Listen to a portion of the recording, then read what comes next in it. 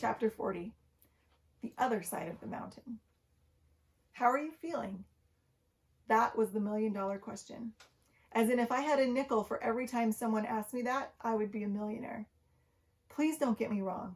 I honestly appreciated everyone's concern for my well-being, and I was spoiled with attention during the whole cancer journey. I will always be grateful to each person who expressed their love and support through words and actions. It was just hard to hear that question because each time it was asked of me, I was reminded that I was still struggling. I didn't want to be struggling anymore. I wanted to feel better than I felt, physically and mentally. Of course, my usual response to that question was, I feel great, except for the fact that I'm tired all the time. Things are going well. It was an honest answer, but just saying the word tired did not even come close to being able to express how I was feeling.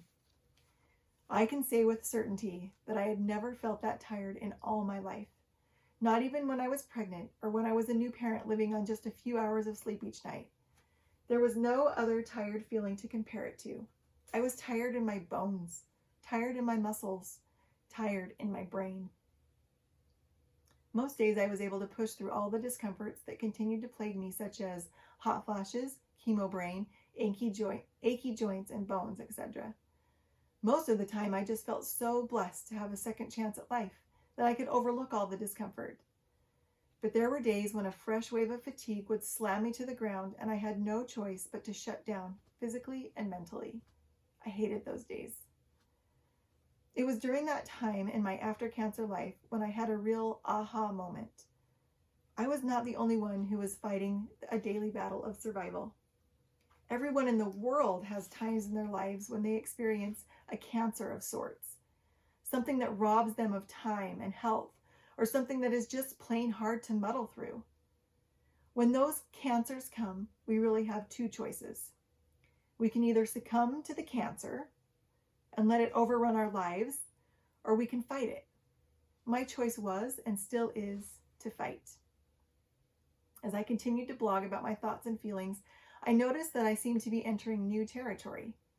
The blogs that I followed, which were written by other cancer survivors, seemed to stop being updated once the survivor's active treatment schedule concluded. My guess was that they were feeling the same tiredness I was, and it made it too difficult to continue. Because I felt that my cancer journey was far from over, I forced myself to keep writing. I could not stop writing in my pink journal, and I could not allow myself to stop sharing my journey on my blog.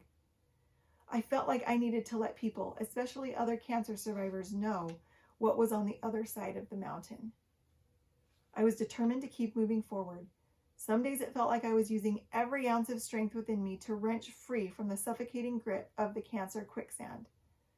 Those were the times that I had to focus intently on the top of the mountain. By drawing my attention there, I could keep moving upward. When I felt like I had finally reached the topmost part of my mountain, the view took me completely off guard. It looked nothing like I had imagined it would.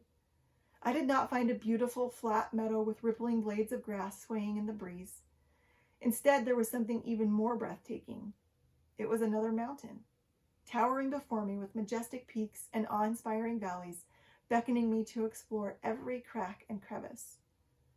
As I faced this new majestic wonder, I knew that I could face it as a seasoned climber.